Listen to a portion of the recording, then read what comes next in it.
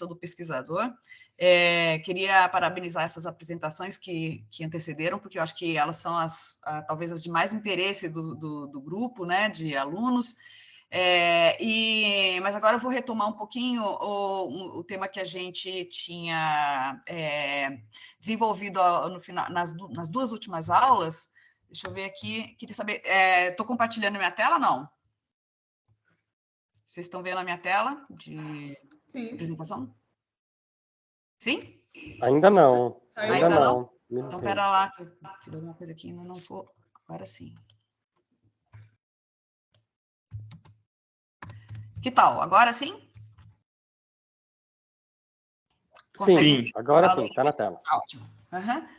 Bom, eu vou correr um pouquinho sobre alguns pontos, o tempo está um pouco curto, mas tem um monte de informação que pelo menos eu vou deixar exposto aqui na tela, para ficar gravado, né, para consultas posteriores e também para vocês terem uma ideia geral de toda essa perspectiva da pesquisa, né, que envolvendo as cavernas e sempre, como eu sempre tenho falado, as cavernas e o seu ambiente de entorno. Então, eu estou voltando aqui a um quadrinho que foi apresentado na última aula, mostrando que o ambiente da caverna, na verdade, ele é o resultado de uma consequência também de uma série de interações que existem com outros elementos que estão no seu entorno, né? Então, a pesquisa, né, qualquer que seja o interesse que esteja envolvido aqui, nós vamos ver toda essa dimensão que está que permeando essas possíveis pesquisas envolvendo cavernas. Então, quando você está falando de uma pesquisa, você está sempre procurando responder alguma pergunta, tratando de algum problema. Isso tem que estar muito claro na dimensão da sua pesquisa. Qual é a pergunta que você quer responder? Qual o problema que você está buscando resolver? Então, aqui tem alguns termos, né?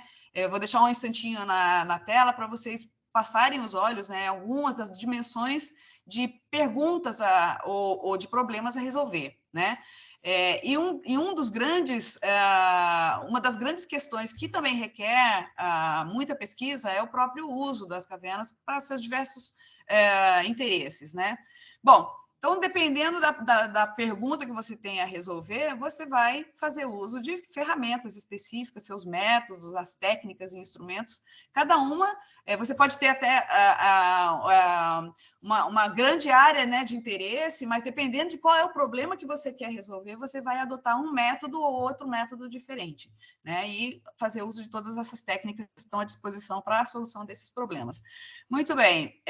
Então, assim, dentro de todo esse universo, né, de questões que estão, né, que permeiam aí as cavernas, seus ambientes, seja ele qual for, você tem a margem para a pesquisa, né? Seja para entender as suas formações, seja para reconstituir, né, a ocupação das cavernas, nos interesses paleontológicos, seja para a questão biológica da biota dentro da caverna intersticial, a própria forma de educação e uso, né, das cavernas, questões assim de cunho mais até acadêmico, né?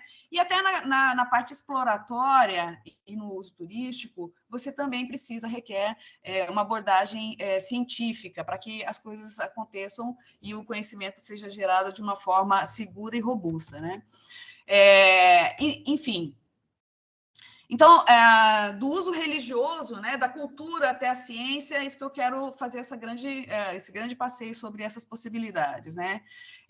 Mesmo para o uso religioso, né, que a gente vê em tantas cavernas ao longo do Brasil, né, existem questões que podem ser também tratadas na perspectiva científica, sem interferir, sem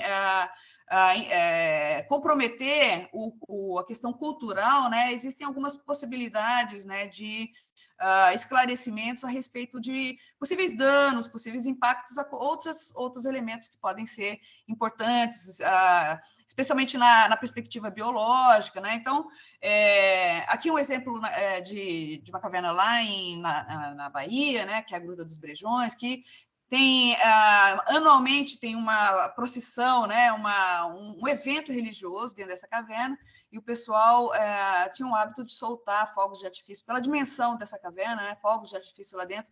Então, assim, até onde se poderia pensar em algum tipo de zoneamento ou de melhor uso, né, do ambiente, enfim. Então, a gente vai passar rapidamente por algumas questões, né, que todas elas, o próprio uso desportivo é em si um trabalho de pesquisa, né? Quando você pensa que o conhecimento ele começa a ser gerado por você constatar a existência do ambiente ou enfim, do seu desenvolvimento, mas também um uso frequente desportivo também pode passar por uma prévia que defina quais são as condições do melhor uso desportivo também. Né? Tudo isso passa por questões de você reconhecer a dinâmica do ambiente e todo o seu conteúdo lá. Volto a dizer, embora a gente não esteja sendo o foco do curso, o aspecto biológico, né, é um dos que mais são importantes para ter consciência, né, de como que essas interações todas do ser humano com o ambiente cavernícola pode gerar impactos na perspectiva biológica, né? O próprio uso educativo, né, que obviamente para você, até você chegar a um conhecimento a ser transmitido, você precisa ter a prévia pesquisa, né, a geração do conhecimento. E no uso turístico, aqui, o uso turístico mais econômico, não poderia deixar de ser diferente, né? Quando eu morei em Minas, eu lembro que já existia, isso já tem, sei lá, 20 anos, já existia a ideia, né, de fazer um percurso, né, envolvendo as cavernas mais importantes, que pudesse ter um aproveitamento turístico. E, enfim, hoje a gente tem o Circuito das Grutas, né, com uma série de cavernas disponibilizadas ao público, né? Obviamente, para cada uma delas se requereu, né? Tem requerido estudos que possam levar ao melhor manejo, né? A melhor forma de uso, entre quais são as áreas que podem ser visitadas, por qual quantitativo de pessoas, com que temporalidade a visita, quais são as áreas restritas, tudo isso é definido, obviamente, a partir de pesquisa, né? Aqui eu trouxe esses slides destacando uma região especial, que é a região de Bonito, no Mato Grosso do Sul, que também tem uma exploração muito profissional, já alcançou uma condição assim de uso, né, turístico muito maduro, eu diria, né? Foram anos também de desenvolvimento da atividade turística na região, e hoje se ouve dizer que Bonito é a capital do ecoturismo, né? Por outro lado, estou trazendo aqui só uma informação de curiosidade, né, que até me espantou, uma publicação aqui, qual é o valor do ingresso, né? Como que se faz para você acessar esses atrativos, né? Então, tem aqui, nenhum atrativo em Bonito pode ser comprado na hora, é necessário comprar o voucher com alguma agência de turismo antes. O voucher é emitido somente pelas agências de turismo locais e é usado para o controle de visitação de cada atrativo. Todos os passeios possuem um número limitado de vagas por dia. E aqui tem os valores de alta e baixa temporada.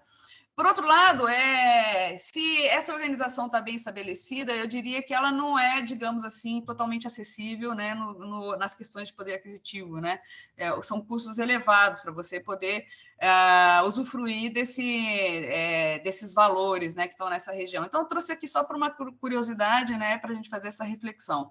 E até mesmo a exploração subaquática, né, ela tem servido muito para trazer à luz uma série de informações, né, tem sido encontrado fósseis, né, em áreas inundadas, e a própria exploração para entender a configuração, entender o desenvolvimento dessas áreas que estão submersas, né?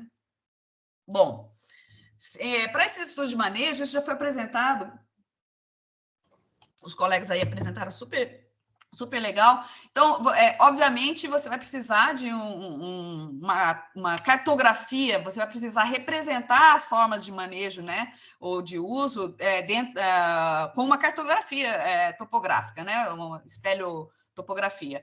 Então, nessas cartografias, é preciso identificar todos os seus constituintes, né? Se houver variações sazonais ou temporais, é preciso que isso esteja registrado, e assim você vai criando um zoneamento de vários assuntos, vários temas vão ser considerados e integrados, né? Para daí, até que você consiga configurar qual é a melhor forma de fazer o uso, como vai ser feito esse uso, quais são as condições de uso, quais são as limitações do uso, enfim. Então, tudo passa por uma documentação dessas informações, né?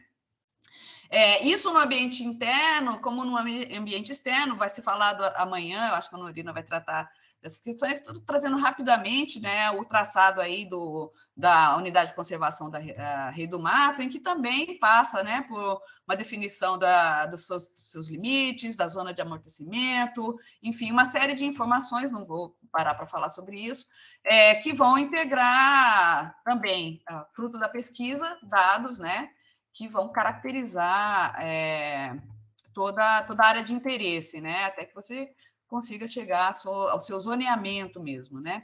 Enfim, tudo isso também é baseado no conhecimento científico, né? Na pesquisa básica e avançada.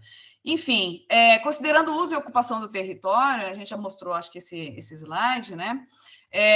Esse zoneamento é imprescindível também, porque pela forma de interação entre superfície e subterrâneo, né, através desses zoneamentos que você consegue, voltando àquela figurinha que eu usei antes, né, a fazer um diagnóstico do meio. Então, é necessário você sempre buscar fazer, reconhecer, né, como o meio se comporta, né, e como ele está sendo usado, quais são as demandas de uso e ocupação desse território, né. Então, é preciso fazer um inventário de todas as intervenções, das fontes poluidoras, das demandas de uso, enfim, essa caracterização, o conhecimento começa com essa caracterização do estado atual, né, frente às condições do próprio ambiente. Então, nesse sentido, agora aulas passadas, a gente saiu da caverna para a visão da caverna para a visão, né, do terreno que é circundante, e agora nós estamos fazendo o oposto, né? Para fazer esse diagnóstico do meio, muitas vezes as cavernas, elas são as fontes de informação, né? Então, por exemplo, estudos hidrológicos, as cavernas vão me trazer dados, né, dentro desse conteúdo que ela tem, elas podem me trazer dados que vão me contar como é que o ambiente funciona, está funcionando e está, eventualmente, sendo impactado ou modificado, né? Muito bem, então, esses estudos hidrogeológicos são ponto... como o Daniel falou ontem, né, a questão da água, ela está sempre... A razão de existência das cavernas, a forma como elas evoluem, está sempre vinculada à atividade da água, né? Então, esses estudos hidrológicos, eles acontecem lá no interior, muitas vezes, da caverna, ou na saída das cavernas como surgências, né? Então, aqui umas fotos ilustrando alguns equipamentos que são usados, que são os dataloggers que ficam monitorando determinadas condições, né? E isso aqui é um mapa de uma caverna bem grande lá na Serra do Ramalho, foi tirada desse livro As Grandes Cavernas do Atlas do Brasil Subterrâneo, que é um livro muito bacana que traz uma série de informações sobre as maiores cavernas, as mais importantes do Brasil, né? Então, aqui eu quero mostrar que uma das entradas da caverna, na verdade, aqui é um sistema de duas cavernas, uma das entradas da caverna, né, está aqui, e a informação sobre a água que está saindo do maciço, né, e percolando a caverna, foi coletada lá dentro, bem no fundo, quilômetros lá dentro da caverna, né? Então, é onde tem uma surgência. Então, o que eu quero dizer é que num sistema como o sistema kárstico, você não consegue ver totalmente o que está acontecendo ali no meio do maciço, né? Então, você imagina, você trata esse tipo de sistema como um sistema caixa preta, né? Que você sabe que tem coisas entrando, por exemplo, a chuva está entrando, né? E você sabe que existem saídas, né? Dessa água que infiltrou, né? Que permeou o sistema. Então, normalmente, num sistema caixa preta, você trabalha muito com a caracterização dessas informações de entrada do sistema e depois também a saída. E aí você induz com essas informações coisas que podem ter acontecido aí dentro que você não conseguiu ver, né? Então, a gente fala que as cavernas, elas são janelas dentro desse sistema de caixa preta. Então, ao conseguir adentrar um bloco rochoso, né, e observar uma série de informações que estão ali dentro, é como se eu estivesse pulando por uma janelinha lá dentro e vendo mais ou menos como é que as coisas estão organizadas e funcionam nessa caixa preta, né? Então, algumas técnicas, algumas estratégias são usadas para você melhorar esse entendimento do sistema na entrada e na saída, né? Então, quando você não consegue acessar todo esse sistema, por exemplo, um artifício é você usar traçadores para ver como é que esse sistema está se comportando lá dentro. Então, você joga um traçador, tem alguns traçadores fluorescentes, né? Como esse que está aí ilustrado, e manda ver a água leva, e você vai em diferentes pontos onde você suspeita que ela pode estar saindo, ou nem suspeita, e vai colocar alguns equipamentos, né, que vão detectar justamente essa propriedade de fluorescência da água, né? Então, esses são substâncias, repetiu aqui, são substâncias que não são tóxicas, elas são biodegradáveis, não tem problema nenhum. Então, você deixa ou um equipamento ou carvão ativado, né? Esses equipamentos chamam fluorímetros, fluorômetros, que eles vão detectar a quantidade e o tempo que esses traçadores, por acaso, alcançaram outros pontos de saída do sistema. E dependendo do comportamento, né, de que esses equipamentos detectam esses sinais de saída, você pode interpretar uma série de condições do fluxo da água, né? Então, aqui, por exemplo, vamos aumentar aqui um pouquinho. Aqui, por exemplo, você tem você jogou em dois pontos diferentes um determinado traçador. Quando aqui a reta é o tempo e a concentração nos eixos aqui, né? Então, para um lugar, veja só, quando você detectou a substância, muito rápido. Então, veio a concentração rapidamente e passou. No outro, olha só como é que aconteceu. O equipamento detectou lá que ele subiu um pouquinho a concentração, deu um pico, desceu, aí veio um pico largão aqui. Quer dizer, o sistema, né, por onde passou essa substância são sistemas totalmente diferentes, né? Aqui, por exemplo, um sistema de condutos mais abertos, né? Ou seja, o rápido fluxo. Aqui não, você já teve uma dispersão do fluxo, enfim. Então, essas são técnicas que você usa para tentar reconhecer o que está acontecendo aqui dentro dessa caixa preta, né? Então, é um método hidrogeológico, de estudos hidrogeológicos, né?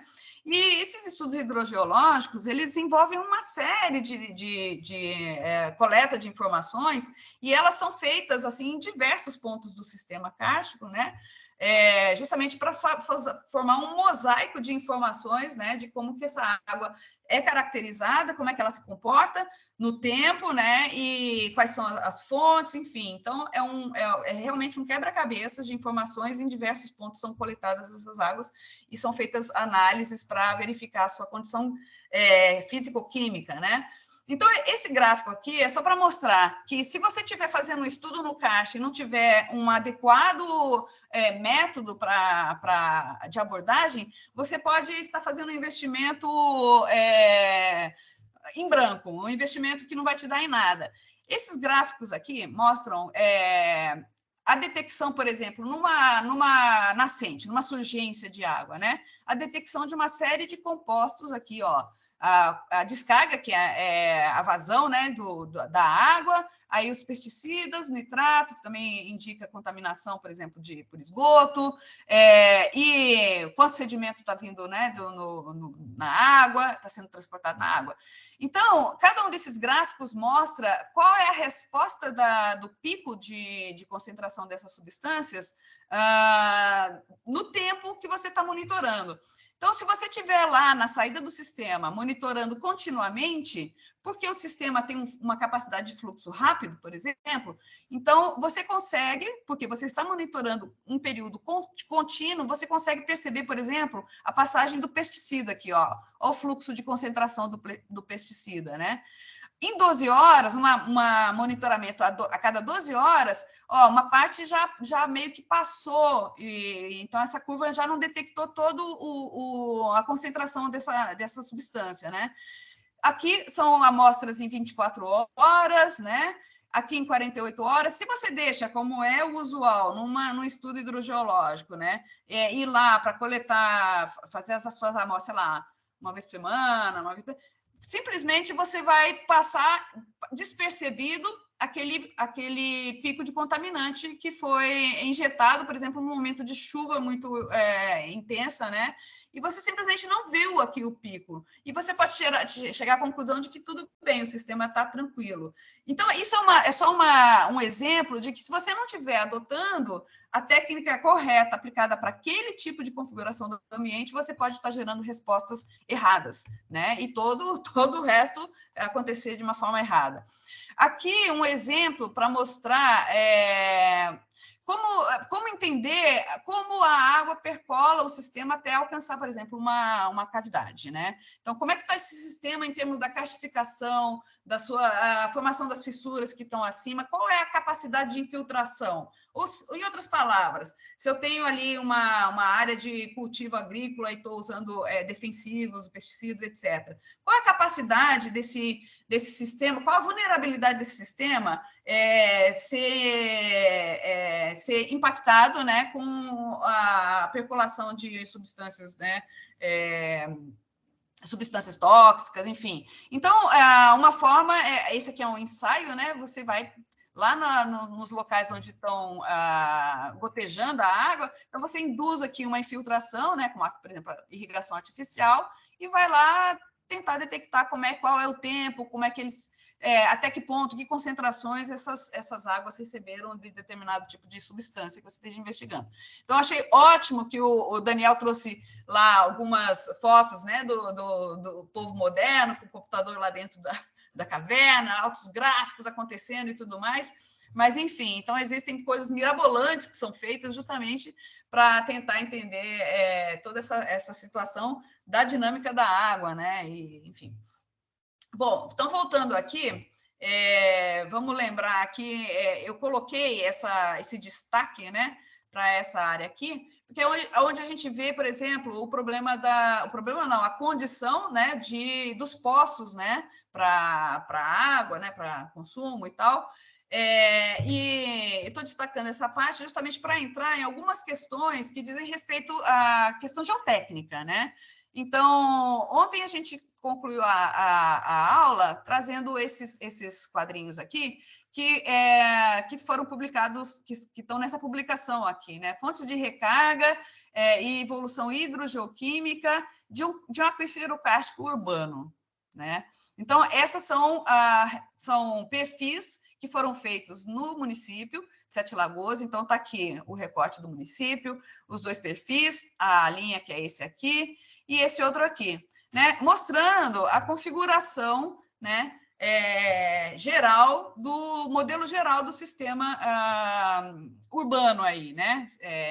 Então, estamos vendo aqui que existe uma cobertura, uma unidade de cobertura aqui, que não é cárstica, mas em profundidade existe um karst, ele está representado aqui que ele está karstificado, né, e que existe o uso da água através de poços, né, que tem algumas recargas que vêm diretamente, né, são da própria chuva que infiltra no terreno, tem outras que são recargas autóctones, que a gente chama.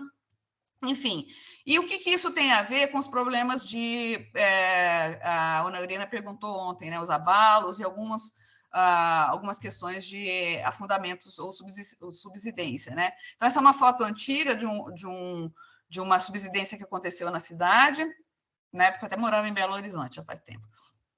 Enfim, e por que esses fenômenos acontecem, especialmente em áreas urbanas, mas não somente em áreas urbanas, né? Bom, Então, aqui tem alguns exemplos que Sete Lagoas não se sinta solitária, né? Então, tem vários exemplos no Brasil e no mundo afora, que se eu não me engano, é em Teresina, que foi um abatimento que aconteceu quando o pessoal estava fazendo um poço, se eu não me engano. Depois, se alguém quiser me corrigir, viu, colegas, se tiverem alguma informação para colaborar. Então, aqui alguns fenômenos. Esse aqui de Cajamar foi talvez tenha sido o mais importante, né, que aconteceu no Brasil. Aqui em Lapão, na Bahia, esse aqui, putz, agora esqueci onde é, mas dá para ver que fez um estrago danado, né? E se você fizer a pesquisinha no Google, você vai ver que mundo afora existem coisas assim impressionantes acontecendo com esses processos de abatimento ou de subsidência, né? Aqui na região, nos Estados Unidos, na Flórida, acontece muito. Eles têm um aquífero kárstico muito importante, que é super usado, né? E com vários desses processos que atingem, inclusive pessoas já morreram por causa desse tipo de situação, né? Mas lá realmente você tem um aquífero kárstico muito, muito peculiar, né? Bom, na internet vocês podem achar também, está disponível para baixar, esse livro Desastres Naturais, acho que foi publicado pelo IPT, o Instituto Geológico lá de São Paulo, né? E tem um capítulo escrito por um colega, o William Salum, o Ricota, e é interessante, ele faz uma síntese, né? E ele aponta as principais ocorrências, né, que aconteceram no Brasil. Então, tem lá descrito, né, aquele evento de Sete Lagoas, um afundamento de cerca de 20 metros de diâmetro e 5 de profundidade, tragou parte da arquibancada do estádio municipal, muros e paredes de edificações, sendo que sinais de movimentação foram observados em edificações situadas em um raio de 40 metros. Mas o de Cajamar, né, foi um colapso de grandes proporções, impactantes, por ocorrer em plena área urbana, cerca de 60 dias após os primeiros sinais, na principal área atingida, 3 casas haviam sido tragadas, em uma cratera de cerca de 30 metros de diâmetro, 15 de profundidade, enfim, é um problema sério, né, que traz prejuízo e riscos, né? Então, qual que é? Isso aqui é uma das interpretações, um dos modelos que foi gerado, né? Você vê que mesmo a área tendo uma espessa cobertura, seja de solo, de material inconsolidado, existem alguns processos que podem ser desencadeados, porque sempre ao fundo, né, quase sempre você tem aquela situação do epicarste, né, que é onde você tem a parte superior do pacote rochoso carbonático que está todo em condição a castificação está incrementada nessa porção, né? E existe um equilíbrio, só que existe um equilíbrio entre esses compartimentos, né? O solo, o sobreposto e essas áreas que estão sujeitas a maior castificação e o pacote menos castificado, né? Que, como eu tinha mostrado ontem, são áreas que vão ter acúmulos diferentes de água, né? Justamente pela forma da infiltração vertical, né, e lateral que existe. Enfim, então esse aqui foi uma das interpretações em que por algum desequilíbrio que se aponta como o uso da água, né, o uso excessivo da água, maior do que a disponibilidade do sistema teria, né, que disparou um processo de infiltração nessas fissuras, né, de dissolução, né, enfim, e esse processo ascendente, né, de colapso aqui. Então, essa aqui é uma das interpretações. Tem também na internet um curso, Percepção e Mapeamento de Risco Geológico, de um colega da CPRM, do Serviço Geológico do Brasil, né, que também tem algumas figurinhas e alguns dados interessantes sobre esse tipo de processo. Bom, depois houve para esse caso de Cajamar, os modelos, né, foram evoluindo, mas sempre acusando a existência de uma parte superficial do pacote rochoso, o epicarste, e essa sua interação com o solo superficial e toda a dinâmica toda a condição de equilíbrio que existe, né, hidrogeológico nessa interface, né, que é muito sensível a qualquer sobrecarga. Então, por uma combinação de fatores entre a retirada, né, o bombeamento de água excessivo e sobrecargas que porventura existam, né, ou mudanças nas condições de fluxo no subterrâneo, você pode simplesmente disparar algum tipo de processo que vai ter uma repercussão na superfície que pode ser importante, né. Bom, então, voltando com aquela figurinha que eu também mostrei ontem, lembrando da configuração aqui do EPICAST, né? E esses estudos, então, como é que você controla, conhece e sabe conclui o que se deve fazer, como se deve fazer as coisas. Então, esses estudos, eles começam exatamente por descobrir como é que essa configuração está acontecendo na região. Isso você vai ver em lugares que tem a rocha exposta ou cortes, né, que você consiga ver como é que está o processo de dissolução em subsuperfície, né? E vai passar também pelo reconhecimento bem claro da rocha em si, quais são as suas características, né? Entrando nas cavernas é possível ver algumas feições também mais diretamente, né? Aqui como está as estruturas, bom, os acamamentos, qual é a fragilidade disso, qual é o equilíbrio disso, né?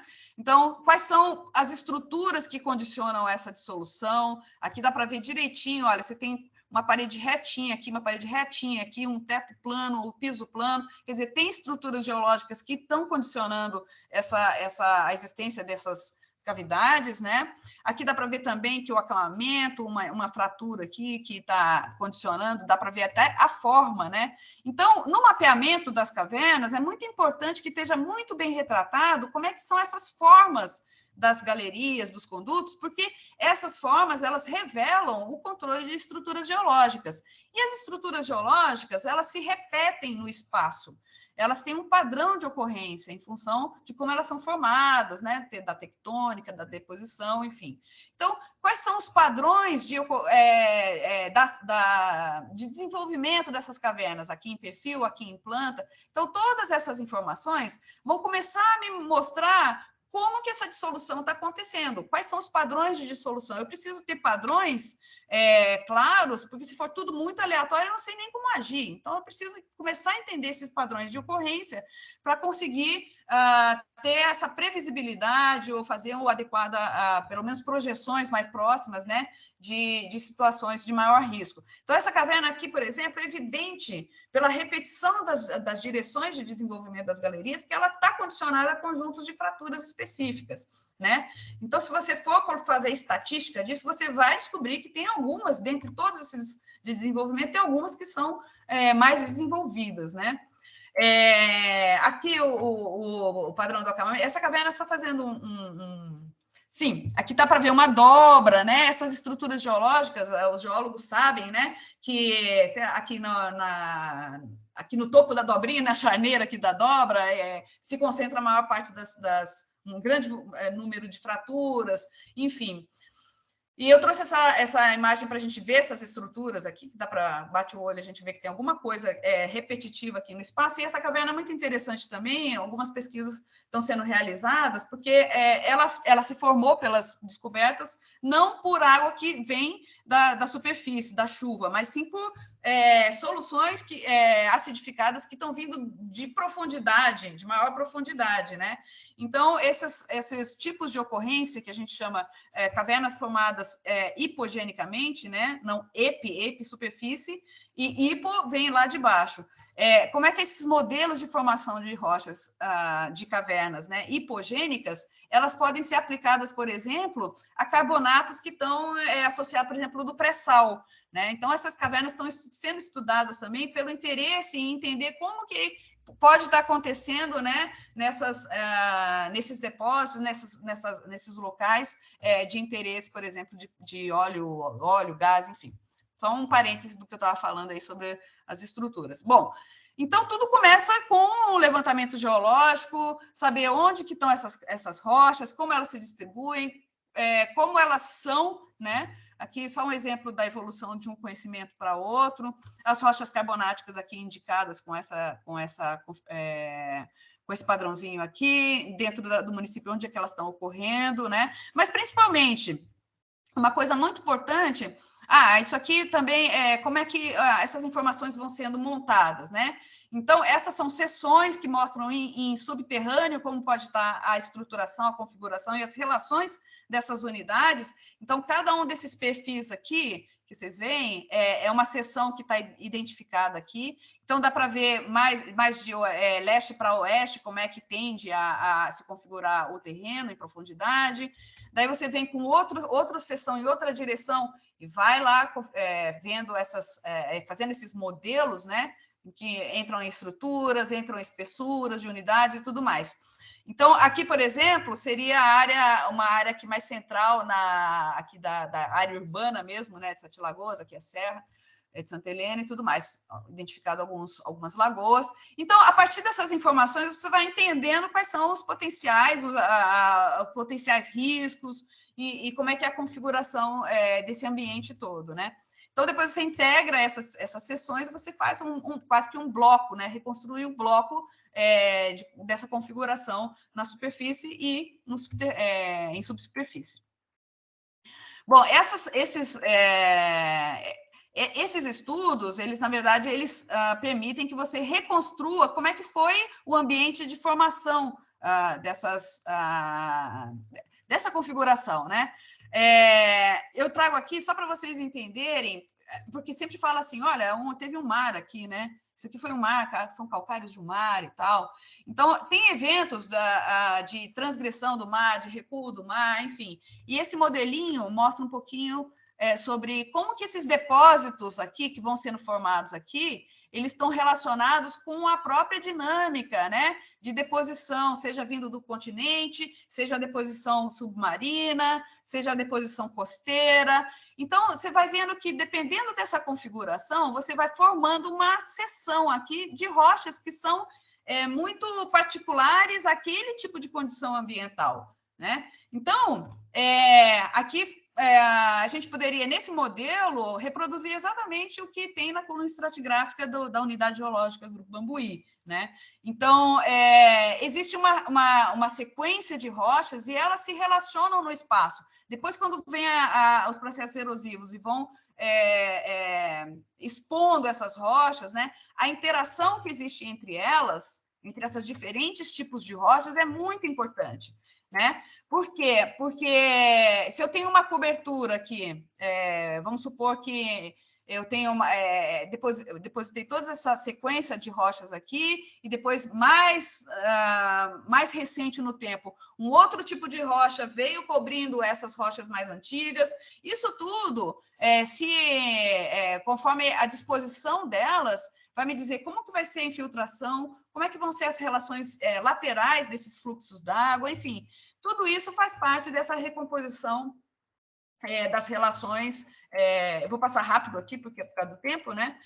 Que a gente já tinha falado. E é preciso reconhecer também qual é o estágio, né, de evolução desses terrenos, principalmente os cársticos, né, para saber se esses sistemas eles tendem a estar mais abertos, mais fechados, mais conectados ou mais isolados, mais desconectados, mais fragmentados, enfim. São todas informações muito importantes que vão formando esse meu quebra-cabeças, né, de dados que, uma vez integrados, me ajudam a entender melhor a configuração do ambiente. Essa figurinha, eu gosto muito de usar ela, porque ela mostra bem o que se espera da evolução. Isso, evoluindo para isso, lógico, em escalas diferentes, mas dá para ver aqui uma caverninha, né, um condutinho aqui de dissolução, uma fratura, né, já ligando aqui a área que está em contato rocha-solo. A tendência de evolução disso é o quê? Essa fratura. O fluxo d'água ser cada vez mais direcionado para cá, porque aqui é mais fácil percolar aqui do que a rocha não aberta. Então, a água vai ser concentrada aqui, vai tender a aumentar cada vez mais essa fratura, e vai acontecer o quê? Todo esse sedimento vai, aos poucos, ou subitamente, sendo infiltrado por essa fratura e preenchendo esse espaço que existe aqui disponível para esse preenchimento, né? Então, é isso que acontece. Bom, vou passar aqui rápido. Então, todos esses golinamentos, eles são processos e eles acontecem de formas diferentes. Eles podem acontecer, segundo modelos assim, lentos, né? Vai acontecendo, ou então abruptos, né? Pode ser por desabamento, por infiltração do solo, por injeção do solo nessas cavidades que estão lá abaixo. Isso pode ser um processo contínuo e lento, pode ser súbito, enfim. Então, tem algumas possibilidades que esse processo pode acontecer. E qual deles vai acontecer? Bom, depende da configuração de tudo isso que eu falei, das relações entre as rochas, de como, enfim, qual é a dinâmica, né? Como é que está o nível de castificação embaixo. É bem complexo entender isso, mas é possível, né? Fazer modelos a respeito. Então, aqui algumas imagens, né? Esse aqui é o buraco do Posidônio lá na Bahia, que dá para ver de imagem de satélite. É uma dolina de abatimento, né? Um tipo desse, na verdade, lá, se eu não me engano, é uma coisa assim. Enfim. Então, para cada uma dessas situações, existe um modelo de possível fenômeno, né? E aqui, um trabalho, né, que foi desenvolvido lá no Vale do Peroaçu, no norte de Minas, que você tem vários, numas cavernas super grandes, você tem vários desses cones de injeção aqui, cones de sedimentos, que mostram exatamente que, em algum momento, esses cones, esses materiais foram injetados lá para dentro da caverna, né? E o interessante, um aspecto que foi que conduziu a a uma pesquisa, nossa, o tempo já está aqui, foi observar que lá nos altos níveis da caverna você tem troncos imensos, né, que estão lá depositados lá em cima. Então, como é que esses troncos foram parar lá? Obviamente, só pode ter sido por grandes cheias, né? Então, a conclusão do trabalho, para resumir, aqui está o nível do rio, onde estão os troncos lá em cima. Para resumir, uma das hipóteses é que esses cones de sedimentos injetados lá para dentro funcionaram como barreiras para o próprio rio, né? Então, e isso causou inundações ou fluxos bem bem elevados, né? Enfim, em algumas situações, não estou dizendo nessa, mas toda essa dinâmica da água é uma coisa que também orienta a ocupação humana, né? A proximidade, a existência, enfim, coisas desse tipo aqui. E essas relações todas de sedimentos, né, que às vezes se expressa assim de maneiras abruptas, né? Você tem um tipo de sedimento, de repente outro tipo de sedimento, tem a ver com mudanças abruptas no ambiente.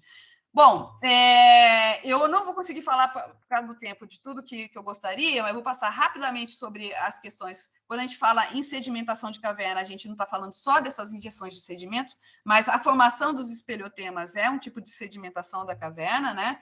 E nada mais é do que a transferência de material, quer dizer, o carbonato que faz esses espeleotemas, ele é tirado de algum lugar que é da própria rocha, né?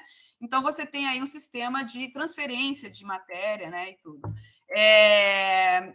Ia falar um pouquinho sobre essa questão da formação, eu vou passar batido aqui, mas a gente viu nas outras aulas que existem alguns conteúdos dentro da caverna que são super importantes porque eles nos contam, é uma construção que nos conta uma história, né? Uma história. Se você souber fazer a leitura desses materiais, né? Às vezes tem ossos ali no meio, você vai conseguir reconstruir muito das condições ambientais do passado, né?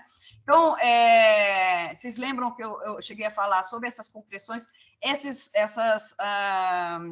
intercalações entre materiais carbonáticos e materiais clásticos, os calcíticos e os clásticos. Esses materiais, muitas vezes, eles podem ser datados, né? Aqui é aquele exemplo de datações que foram feitas em várias cavernas lá de Lagoa Santa, que apontaram períodos de configuração desses materiais, né? Eles são muito importantes porque eles controlam a idade de determinados elementos lá, por exemplo, um fóssil que está aqui, uma capa dessas calcíticas que recobriu, que pode ser datada, né? Então, aqui também mostrei esse exemplo sobre a possibilidade de datar relativamente as coisas. E, enfim, ia falar um pouquinho sobre mas como é que você data isso? Como é que você data isso? Então, o método é esse método de datação do urânio relativamente ao tório. O urânio é um elemento radioativo, né? Que vai, ao longo da sua existência, vai decaindo para alguns outros elementos, né? O tório aqui tem uma cadeia, vocês viram, não dá para falar sobre isso agora.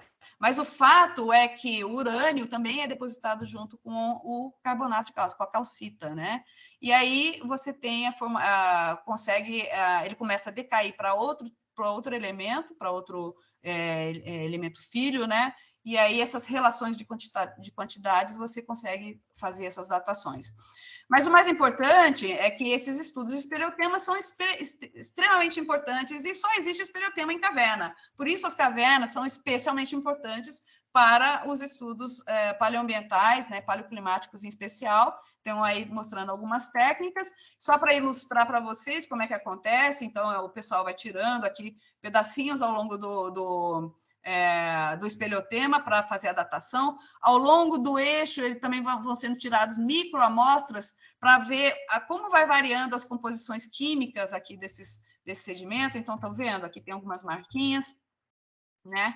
E o mais importante, que dentro dessa essa aguinha que cai, ela traz um monte de informações, porque ela vem da superfície, fica um tempo armazenada e depois ela carrega com si todas essas informações químicas, né? Por onde ela passou, inclusive a atmosfera. Né? E o mais importante de tudo que eu quero destacar, por que é que esse tipo de material ele é especialmente importante para os estudos paleoambientais? Porque ele tem uma altíssima resolução de tempo, ou seja, eu consigo pegar um pedacinho ali que vai me mostrar um momento específico da história da evolução da caverna, né? do ambiente, o que outros materiais não conseguem, porque você pega um pedacinho e lá está revelado um montão de tempo, né? Por exemplo, sedimentos de fundo do mar, sedimentos de lagoa, mas os espeleotemas não, você tem camadinhas aqui muito fininhas que às vezes você não vê a variação em olho nu, né? Que vão te mostrar ali, ó, pegando aqui um pedacinho dessa curva de crescimento do espeleotema, que inclusive dá para ver que, ó, nesse momento mais final do tempo ele cresceu rapidão, né? Então, eu pego um pedacinho bem pequeno ali e começo a ver como é que está a química dela, vejo que tem um pico de alguma coisa acontecendo num determinado marcador aqui, aí eu amplio essa informação e vou ver lá com mais detalhe, né, que isso aqui é uma escala correspondente a tempo, né, então, em alguns milhares de anos, aqui eu consigo ver, olha, teve uma variação muito importante em alguma coisa química aqui. O que será? Aí você vai ver que tipo de coisas, de informações químicas tem ali, cada informação química tem um significado ambiental. Então, por isso, aqui juntando, né, vem vários tipos de diferentes, né, componentes químicos, cálcio, bário, magnésio, estrôncio, isótopos de oxigênio, isótopos de carbono, enfim. E aí você junta tudo isso, faz esses gráficos e faz as suas interpretações, né? Tem uns estudos muito importantes que foram feitos em São Paulo e em Santa Catarina, com esses espeleotemas aqui. As informações que vieram deles, né, a variação aqui ao longo do tempo, mostram uma correlação, né, também em ciclos, e esses ciclos são ciclos orbitais, o que mostra que existe uma dependência entre esses ciclos orbitais, a configuração a configuração atmosférica, né, do planeta e dos padrões climáticos do planeta, como a gente já tinha visto nesse nosso modelinho aqui. Naquele caso, se a gente tivesse reparado o eixo lá, a gente teria visto que são ciclos de aproximadamente 20 mil anos. Então, nós estamos falando de variações que aconteceram na atmosfera ou no clima, que seguiram essas variações aqui da precessão da Terra, né? Da rotação da Terra. A gente viu isso rapidamente. E eu nem vou falar, nem tinha pretensão de falar nos animais, nas pesquisas biológicas. O Daniel ontem falou muito legal sobre essas questões adaptativas, né, dessa parte biológica, mas só tentando que com as pessoas que estudam, os especialistas que estudam a fauna, a sua composição biológica, eles estão muito atentos a todas as interações que existem, não estão só focando a caverna, porque existem coisas muito importantes que estão nesses compartimentos aqui associados às cavernas, né? Então, já estou finalizando, para outros estudos, né, que são estudos até aplicados, a questão de agentes patogênicos, como tem aqui fungos de histoplasmose e outras pesquisas, né? Desculpa, a procura de bactérias que possam ter, microbiológicas, né, que possam ter alguma aplicação biotecnológica, enfim, é uma série de oportunidades, seja lá qual for a pesquisa espeleológica, né, que se esteja fazendo, essas observações todas, eu queria só ressaltar que ela é imprescindível, ela depende de todo o trabalho precursor de, primeiro, descobrir o lugar, que ele existe, né? Segundo, mapeá-lo, representá-lo, mostrar como esses ambientes se configuram, né? Que é o trabalho todo que os grupos fazem especialmente, né? E qual seja o ator envolvido nesse processo todo, com certeza são pessoas muito dedicadas e amantes, porque veja o estado das criaturas aqui, felizes, comendo, né, almoçando, né, nessas condições e adorando essa situação. Então, é realmente muito gratificante esse tipo de trabalho, o convívio das pessoas, né, a solidariedade, a amizade que existe envolvendo esse tipo de trabalho. E é isso. Para finalizar, aquele mapinha, né, que a gente vê aqui, os pontinhos com as cavernas.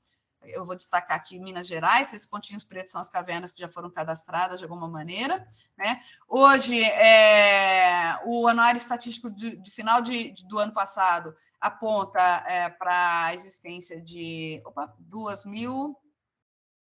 23.100 cavernas, sendo Minas Gerais está no topo de quantitativos, com mais de 10.000 cavernas cadastradas no cadastro do SECAV. Então, amanhã a gente vai falar um pouco sobre esses números em termos da como eles foram alcançados, em vista também dos trabalhos que são obrigatórios no âmbito do licenciamento de atividades. Então, isso vai ser objeto da nossa aula de amanhã. Enfim, é isso. Eu acho que avancei um pouco no tempo, mas a gente também começou atrasado, né? 15 minutinhos atrasados. E acho que a gente, tal como ontem, né, até umas 10h30, a gente também poderia abrir agora para questões aí que o pessoal queira trazer.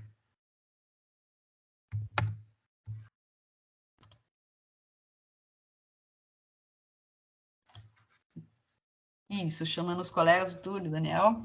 Muito bom, Milene, obrigado. Ótima apresentação.